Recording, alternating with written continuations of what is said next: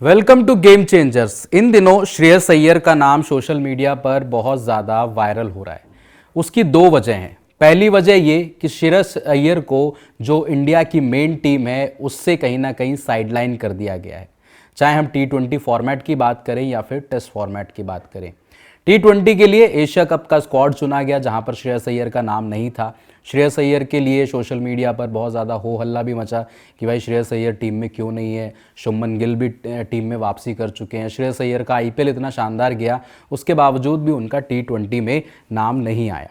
फिर अचानक से खबर आती है कि श्रेयस अय्यर को इंडिया ए के लिए रेड बॉल की कप्तानी भी मिल गई है।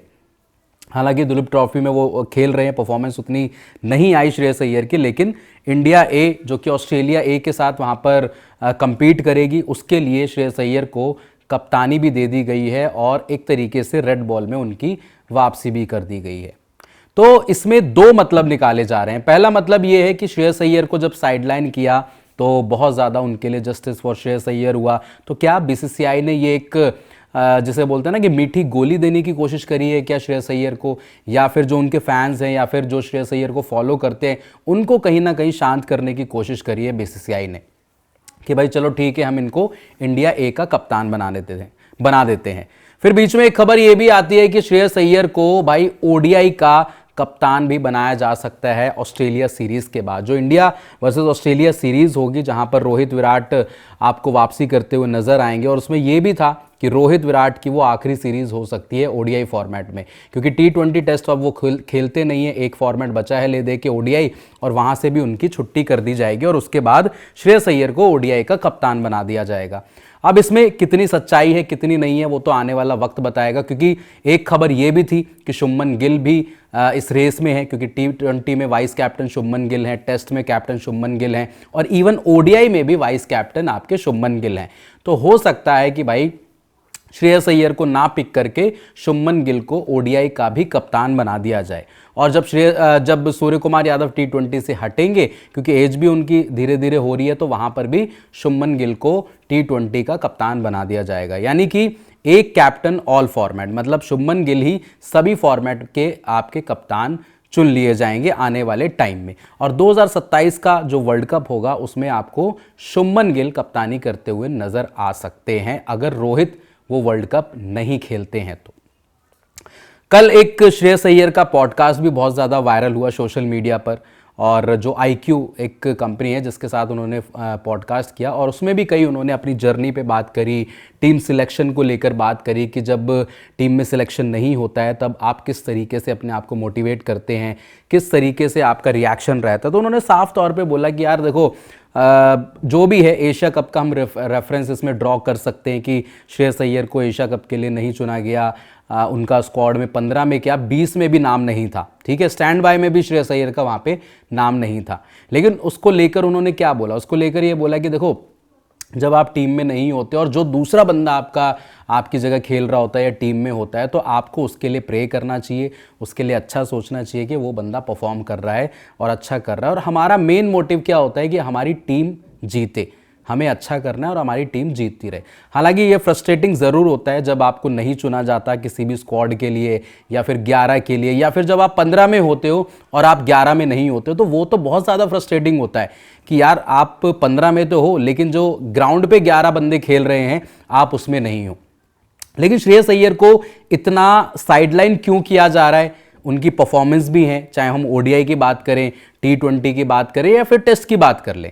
ये श्रेयस अय्यर के कुछ आंकड़े हैं, आप देख सकते हैं, क्योंकि ODI वर्ल्ड कप जो 2023 में हम लोग खेले थे, जो फाइनल हम लोग हार गए, तो उसमें श्रेयस अय्यर की काफ़ी शानदार परफॉर्मेंस थी। और चैंपियंस ट्रॉफी तो यार उनका इतना शानदार गया था, लगभग 50 की एवरेज से उन्होंने वहाँ पे रन स्कोर कर दिए थे।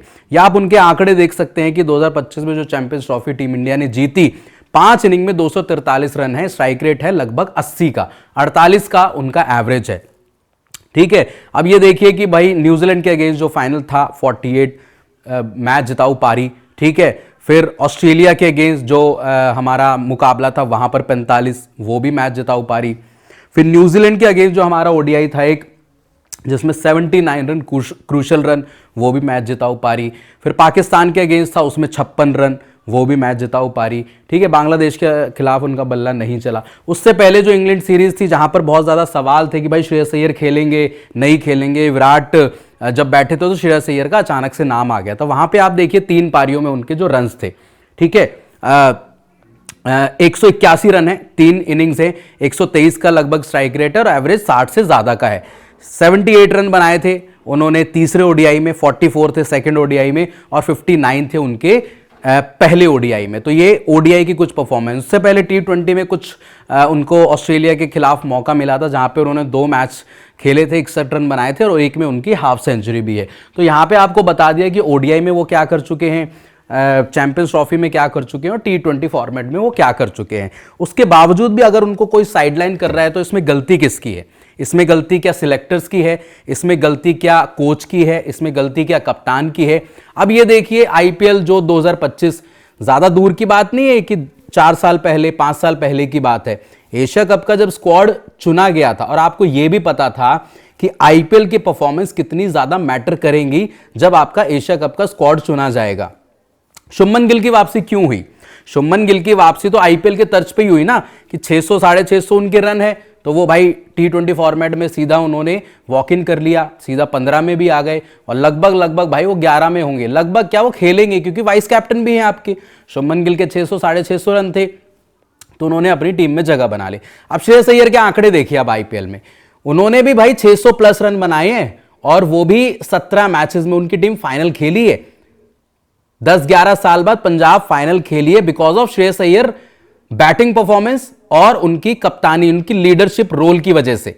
उससे 1 साल पहले उन्होंने केकेआर को जिताया, आईपीएल ट्रॉफी जिताई, गंभीर साहब भी वहां थे और केकेआर ने भाई एक तरीके से उनको बोला कि भाई थैंक यू आपकी सेवाओं के लिए। गंभीर साहब भी वहां से चले गए क्योंकि इंडिया की कोचिंग करनी थी और यहां पर श्रेयस अय्यर को वहां से रिलीज कर दिया गया।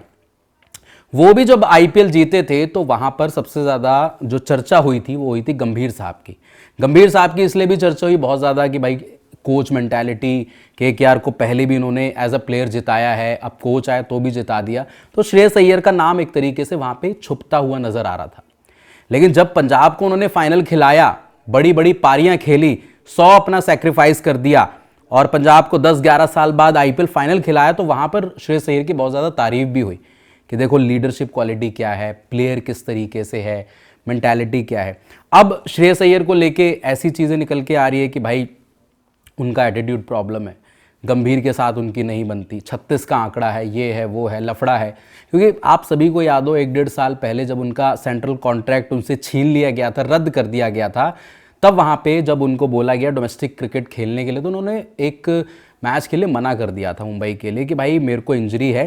तो श्रेयस अय्यर से लिखित में लेटर मांगा गया सिलेक्टर्स की तरफ से, जो मुंबई के सिलेक्टर थे, उन्होंने बोला कि भाई आप हमें लिख के दीजिए कि भैया मैं इंजर्ड हूं और मैं ये डोमेस्टिक क्रिकेट नहीं खेल सकता, ये लेटर हम सीधा बीसीसीआई को देंगे, ठीक है। और जब आप पूरी तरीके से फिट हो जाएंगे तब आपकी जो है मेन टेस्ट टीम में जगह वापसी हो जाएगी। तो इस तरीके से चीजें हुई। श्रेयस अय्यर ने वहां पे बोला कि यार मेरे को इंजरी है, मैं नहीं खेल सकता, लेकिन उसके बावजूद जब वो फिट हो गए उन्होंने डोमेस्टिक क्रिकेट में वापसी करी, सेंट्रल कॉन्ट्रैक्ट भी आया, सब कुछ आ गया। बट क्या वो एटीट्यूड प्रॉब्लम था जिसकी वजह से जो सिलेक्टर्स हैं आपके वो कहीं ना कहीं खफा हैं श्रेयस अय्यर से? क्या वो एटीट्यूड प्रॉब्लम गंभीर साहब के साथ भी है कि श्रेयस अय्यर का उनको एटीट्यूड पसंद नहीं है जिसकी वजह से वो टीम में नहीं है या पिक नहीं किए जा रहे, चाहे वो रेड बॉल फॉर्मेट हो या वाइट बॉल फॉर्मेट हो? ओडीआई में तो खैर उनको कोई छू नहीं सकता दूर दूर तक, क्योंकि नंबर 4 पर उनकी जो परफॉर्मेंसेस हैं ओडीआई में कोई उनको हाथ भी नहीं लगा सकता। लेकिन ओडीआई वर्ल्ड कप यार आपका 2027 में है, 26 में आपने टी20 वर्ल्ड कप खेलना है, उससे पहले इतनी मेजर आपकी सीरीज है, क्या उसमें श्रेयस अय्यर का नहीं बनता? क्या इंग्लैंड दौरे पर श्रेयस अय्यर का नहीं बनता था? क्या एशिया कप में श्रेयस अय्यर का नहीं बनता था? तो भाई ये जो इतना बढ़िया टैलेंट और आपकी जो एज है, अभी श्रेयस अय्यर के साथ एज भी है, परफॉर्मेंस भी है, पीक में वो बंदा चल रहा है और बीसीसीआई कहीं ना कहीं इस टैलेंट को वेस्ट कर रहा है।